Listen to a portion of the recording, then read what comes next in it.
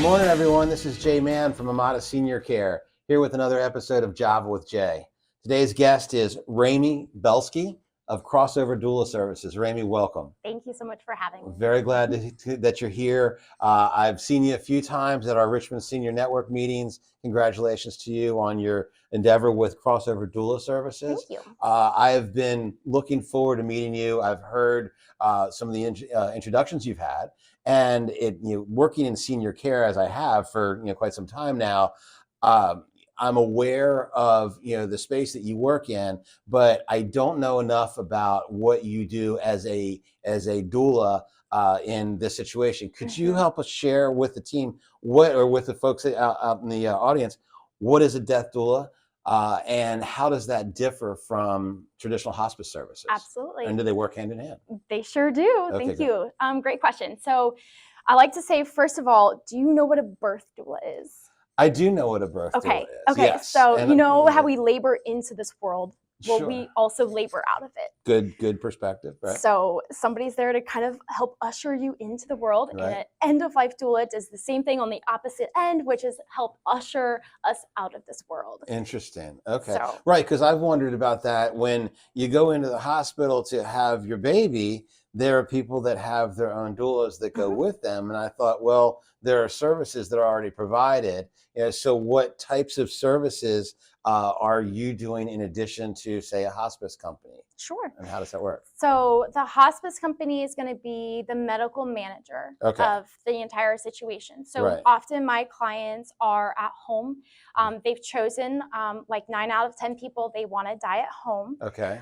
So a lot of them are in their homes and they have their families taking care of them. Right. But our culture doesn't really prepare us to handle, our loved ones facing end of life at home, and a lot of us just kind of don't know how to go about. How do you know what to do? How do you know what to do, right? Oftentimes people are dealing with it for the first time. Totally, yeah. So the hospice team's amazing, and they'll come in and they'll help provide a lot of education in all of this. So the family is trained somewhat, but the hospice team can't stay all day every day. Sure, that's so not they how are they're in and structured. out, right? They are in and out, and that's just the structure that we have. Okay. So they're fantastic, but they don't have around the clock 24/7 care. Right. And an end of life doula doesn't have the same restraints as anyone who works with Medicare, so we don't have to have a limit on the time that we spend with the client. So you can do as much or as little as is needed. Absolutely. Okay, interesting. As part of this, and you and I were talking a little bit earlier, you mentioned end-of-life planning, and you and I both know that oftentimes when somebody goes on hospice, even though it can be a much longer period of time, usually it's for a shorter period of time. So tell me about end-of-life planning and what does that mean to you? Sure. So something that we offer in addition to the end-of-life support, which is if somebody wants to kind of start talking about end-of-life conversations, and if they're like, I don't know, I don't have an advanced directive, or what in the world is an advanced medical directive?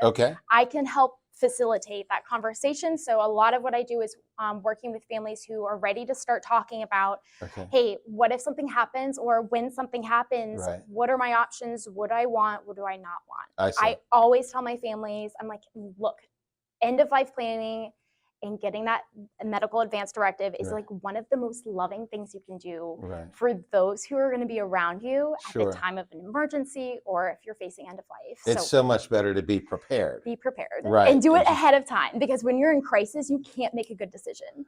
It's really difficult. The floor underneath you is rocking and it's very hard to be stable. Just talk about this before you need it. Okay, interesting. Now, part of what I'm learning about what you and your team are doing is that you're out in the community and you're doing community outreach. What does that mean to you, and how is that working together with your services? Sure. So this company has ended up kind of becoming two parts. One of this is the end of life support. And then the other one is the community engagement and outreach, because I think that end of life conversations are so important, and we're not having enough of them. And people are really nervous about talking about death, and they don't want to go there. So opening up conversation and welcoming spaces for other people to bring up the topic of conversation of death, mortality, end of life, what do I want, what do I not want, but just kind of having it in group conversation. So these are group really meetings important. that you're scheduling throughout the community? Yes. That's great. And I've called them death cafes, because that's a term that the end of life community uses to kind of summarize what we're doing. We're really just opening, welcoming spaces for people who want to come and talk about this. Well, so it's not a structured event. It's just kind of like a chance to come talk about it. It's really wonderful to hear about this and to learn about it. It's important information in working in senior care, as Amada Senior Care does, clearly. There are so many different topics that are relevant to the seniors and their families that we work with. And this is absolutely something that's very significant.